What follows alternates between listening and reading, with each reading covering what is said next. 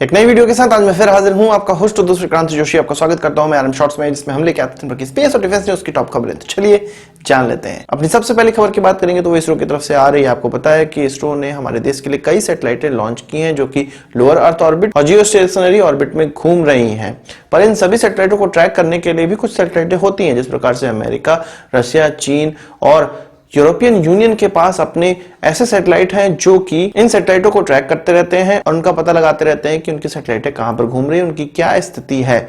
इसके अलावा इनका काम यह भी होता है कि जितने भी क्रूड मेंबर वाले स्पेसक्राफ्ट हैं उनको भी वो ट्रैक करते रहें, जैसे कि इंटरनेशनल स्पेस स्टेशन में जितने भी क्रू हैं उनसे बातचीत करने के लिए या उनकी स्थिति जानने के लिए भी ये सैटेलाइटें बहुत काम आती हैं। भारत भी अब इस प्रकार की सैटेलाइटें लॉन्च करने जा रहा है, जिसको Indian data relay satellite system कहा जाएगा, यानी कि IDRSS। हमारे इसरो के चीफ ने जब इस चीज की परिकल्पना को सामने रखा तो उन्होंने ये कहा कि इसके जो पहले बेनिफिशियरी होंगे वो गगननॉट होंगे।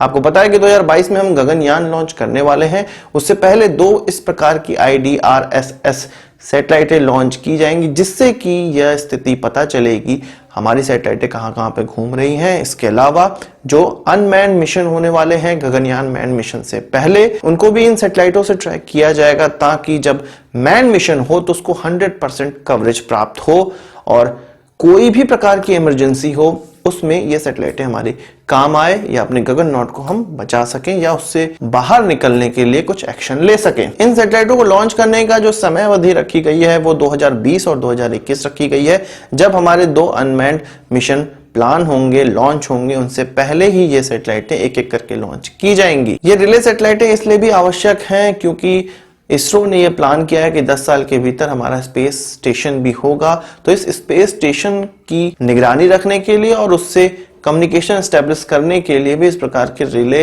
सैटेलाइटों की बहुत ज्यादा आवश्यकता पड़ती है। इसके अलावा मून मिशन हो, यदि मार्स मिशन हो या वीनस मिशन हो, इन सभी के लिए हमें इस प्रकार के रिले सैटेलाइटों की आवश्यकता पड़ती है। हम जानते हैं कि रशिया और अमेरिका के पास लगभग 10 इस प्रकार की सैटेलाइटें हैं जो कि डेटा रिले का काम करती हैं। इसके अलावा अमेरिका अब अपने 3rd जनरेशन सैटेलाइटों को लॉन्च करना स्टार्ट कर दिया है। चाइना के पास भी इस प्रकार का सिस्टम है जिसमें कि 2nd जनरेशन सैटेलाइटों का इस्तेमाल किया जाता है, जो कि Tianlian 2 सीरीज के सैटेलाइटें कहलाती हैं। इसके अलावा यूरोपियन यूनियन भी इस प्रकार की डेटा रिले सैटेलाइटों का सिस्टम स्टैब्लिश कर रहा है। तो इस मामले में भारत के लिए भी ये बहुत ज्यादा जरूरी हो जाता है कि हमारे पास भी डेटा रिले सिस्टम हो। और इसरो का यह कहना है कि 2 इस प्रकार की सैटेलाइटें लॉन्च की जाएंगी, पर 3 सैटेलाइट यदि इसरो के पास हो तो पूरी पृथ्वी पर निगरानी रख सकते हैं। पूरे पृथ्वी पे जितने भी हमारे एसेट हैं उन पर निगरानी हम रख सकते हैं। इसरो का यह मानना है कि भारत के जितने भी सैटेलाइट ट्रैकिंग स्टेशन हैं उनका तो इस्तेमाल किया ही जाएगा। यदि विश्व में इस प्रकार की कई सैटेलाइट ट्रैकिंग स्टेशन भी भारत हायर कर ले तब भी गगनयान को हम 100% ट्रैक नहीं कर सकते हैं। उनको ट्रैक करने का केवल एकमात्र जो साधन है वो इस प्रकार के रिले सैटेलाइटें हैं, जिनको 1-2 सालों में लॉन्च किया जाना है। इसके अलावा बात करें 7.5 लाख जो असॉल्ट राइफल हैं AK-203, जो कि रशिया और भारत के कोलैबोरेशन में भारत में ही बनने वाली हैं, भारतीय आर्मी को ये डिलीवर होंगी। उसके MOU पर भारतीय आर्मी और ऑर्डिनेंस फैक्ट्री कोरबा जो कि अमेठी में है, इनके बीच में MOU साइन होने वाला है। इस MOU की खास बात यह है कि इसके साइन होने पर ही इस प्रकार की राइफल्स भारतीय आर्मी को डिलीवर होना स्टार्ट हो जाएंगी। आपको पता होगा कि रशिया 1 लाख इस प्रकार की राइफल्स पहले खुद रशिया में बनी हुई भारतीय आर्मी को डिलीवर करने वाला है, यानी कि भारत में कुछ 6.5 लाख राइफलों का ही निर्माण किया जाएगा। पर इनका निर्माण भी अचानक से इंडिजिनस नहीं हो जाएगा।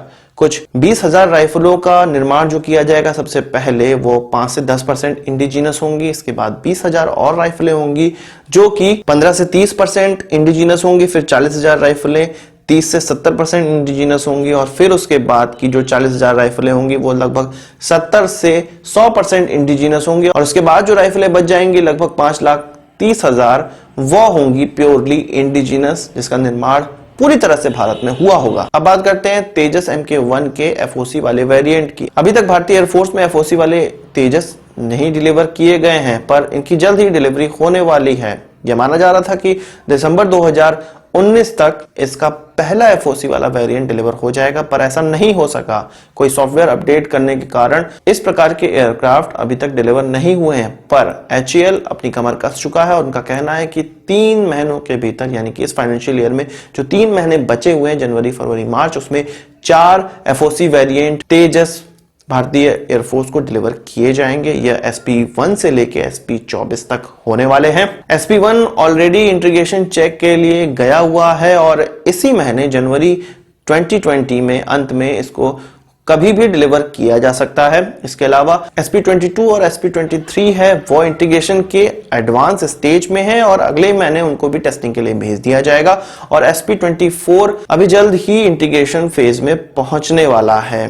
तो कमर कस चुका है HAL। उनके द्वारा 16 इस प्रकार के एयरक्राफ्ट डिलीवर करने की योजना बनाई गई है।